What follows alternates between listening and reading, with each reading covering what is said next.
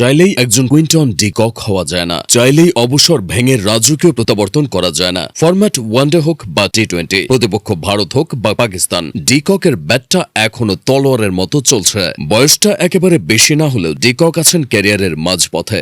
2023 সালের বিশ্বকাপ খেলে ওয়ানডে থেকে তিনি অবসর নিয়েছিলেন। এরপর 2024 টি-20 বিশ্বকাপের ফাইনালে হৃদয় বিদারক হারের পর অনেকটা আড়ালেই চলে গিয়েছিলেন। তবে ক্রিকেট তাকে দূরে সরিয়ে রাখেনি, খেলেছেন বিশ্বের নানা প্রান্তে, অভিজ্ঞতা নিয়েছেন বহু ফ্রাঞ্চাইজি ক্রিকেটের। কিন্তু নিজেকে মেলে ধরার আসল উপায়টা তো জাতীয় দল। ডি কক দ্বিতীয়বার সেটা অনুধাবন করেছেন। তিনি অবসর ভেঙে ওয়ানডে ও টি-20 ক্রিকেটে ফিরে এসেছেন, আর তাতেই সাউথ আফ্রিকার দলের ভারসাম্য কয়েক গুণ বেড়ে গেছে। বর্তমান দলে যত তারকাই থাকুক, নামে ডাকে তারা কেউ ডি ককের সমান নন। ব্যাটার ডি কক ও উইকেট কিপার ডি কক দুটোই প্রোটিয়াদের জন্য আশীর্বাদ। পরিসংখ্যানে তিনি দক্ষিণ আফ্রিকার ইতিহাসের সেরা উইকেট কিপারদের একজন, আবার সেরা ব্যাটারদের মাঝেও তার নামটা নিতে হবে। ডি ককের নামের পাশে আছে 22টা ওয়ানডে সেঞ্চুরি। দেশের হয়ে ওয়ানডেতে তিনি তৃতীয় সর্বোচ্চ সেঞ্চুরির মালিক। পেছনে ফেলেছেন হার্শেল গিবস, জ্যাক আলিস ও গ্যারি কার্স্টেনদের মতো নামকরা ক্রিকেটারদের। ওয়ানডেতে ডি কক 155 ম্যাচ খেলেছেন, রান করেছেন প্রায় 7000, 95+ স্ট্রাইক রেট ও 45+ ব্যাটিং গড়। এই ফরম্যাটে তার ইম্প্যাক্টটা বলে দেয়। প্রোটিয়াদের হয়ে ক্যারিয়ারে মোট 3টা ওয়ানডে বিশ্বকাপ খেলেছেন তিনি। এর মধ্যে ভারতে অনুষ্ঠিত 2023 বিশ্বকাপটা কাটিয়েছিলেন স্বপ্নের মতো। 10 ম্যাচে 60 গড়ে প্রায় 600 রান করেছিলেন। তার ঝুলিতে ছিল আসরের সর্বোচ্চ 4টা সেঞ্চুরি। এত দুর্দান্ত ফর্মে থাকার পরও তিনি ওয়ানডে থেকে সরে দাঁড়িয়েছিলেন। টেস্ট ক্রিকেটটা ছেড়ে দিয়েছিলেন 4 বছর আগে 2021 সালে, যখন তার বয়স মাত্র 28।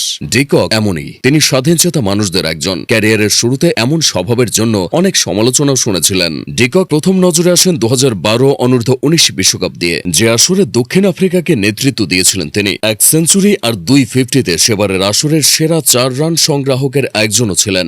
যুব বিশ্বকাপ থেকে ফিরে ঝাঁপিয়ে পড়েছিলেন ঘরোয়া টুর্নামেন্টে। লায়ন্সের 5 বছরের শিরোপা খরা ঘোচানোতে রেখেছিলেন বড় ভূমিকা। ব্যাটিংয়ের সাথে আলোচনায় এসেছিলেন কিপিংয়ের কারণেও। ডি কক জাতীয় দলে পা রাখার আগেই বাতাসে গুঞ্জন উঠেছিল নতুন গিলি আসছেন, এমন একজনকে জাতীয় দলে পরখ করে দেখতে চাইবেন যে কোনো দেশের নির্বাচকরাই। এবি ডিভিলিয়ার্সকে বিশ্রাম দিয়ে সুযোগটা নিয়েছিলেন দক্ষিণ আফ্রিকান নির্বাচকরাও। সময়টা 2012। নিউজিল্যান্ডসের বিপক্ষে টি-20 দিয়ে আন্তর্জাতিক ক্রিকেটে ডি ককের পথ চলা শুরু হয়। তবে শুরুতে নিজের পছন্দের ওপেনিং পজিশনে ব্যাটিং করতে পারেননি। পরবর্তীতে সে সুযোগ হয়েছিল নিজের খেলা দ্বিতীয় ওয়ানডেতে, আর সুযোগটা কাজে লাগাতে সক্ষম হয়েছিলেন তিনি। 2013 সালে ভারতের বিপক্ষে একটা ওয়ানডে সিরিজে ভারতীয় বোলারদের নাকানি চুবানি খাইয়েছিলেন 20 বছরের আনকোরা ডি কক। সে সিরিজে টানা 3 সেঞ্চুরি ও 3টি ম্যান অব দ্য ম্যাচ পুরস্কার জিতে তাক লাগিয়ে দেন তিনি। তার এমন পারফরম্যান্স দেখে হার্শেল গিবস বলেছিলেন, ওর মাঝে আমি নিজের ছায়া খুঁজে পাই।